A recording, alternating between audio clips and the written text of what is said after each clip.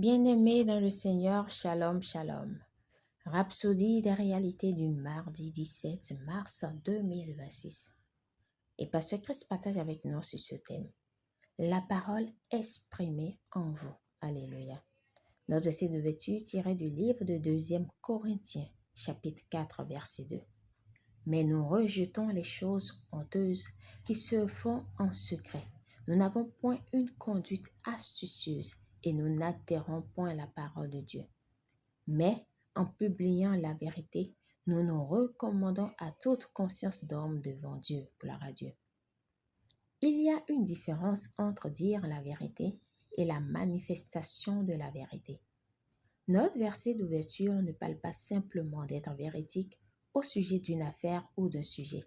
Il parle plutôt de vivre la parole, car la parole est la vérité. Jean 17, verset 17.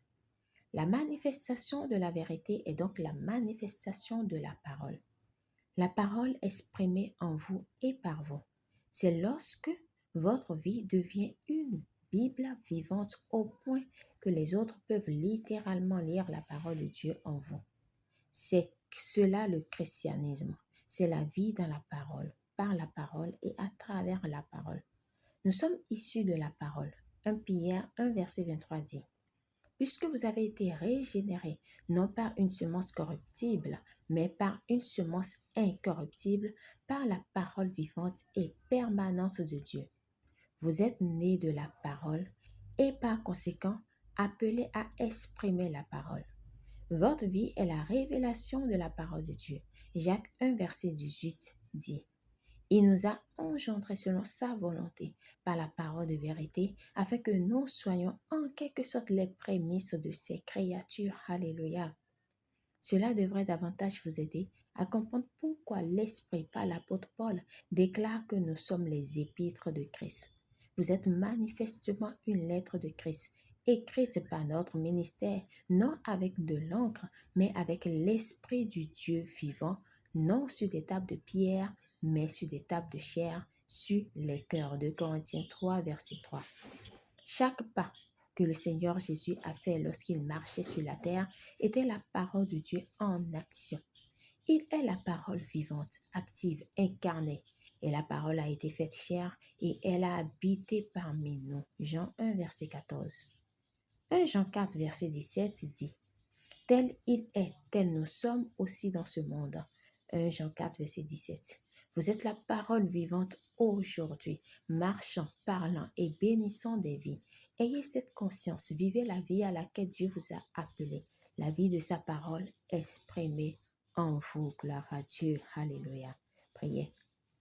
Cher Père, je te remercie parce que ta parole vit en moi et s'exprime à travers moi. Ma vie est une manifestation de la vérité, une épître vivante, lue par les hommes. Je marche dans la conscience que je suis la parole vivante aujourd'hui, apportant bénédiction, illumination et justice à tous dans mon monde au nom de Jésus. Amen. Pour une étude approfondie, nous lisons Jean 17, verset 17, 2 Corinthiens 2, verset 4, Jacques 1, verset 18.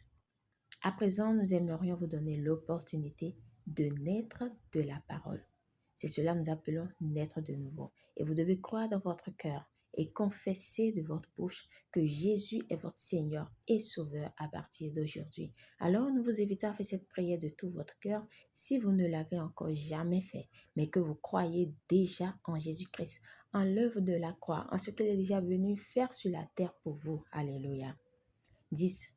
Ô Seigneur Dieu, je crois de tout mon cœur en Jésus-Christ, Fils du Dieu vivant.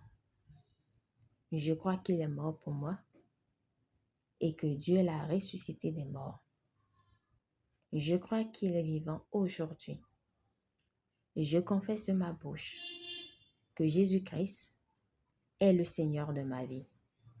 À partir d'aujourd'hui, par lui et en son nom, j'ai la vie éternelle. Je suis né de nouveau. Merci Seigneur d'avoir sauvé mon âme. Je suis désormais un enfant de Dieu. Alléluia.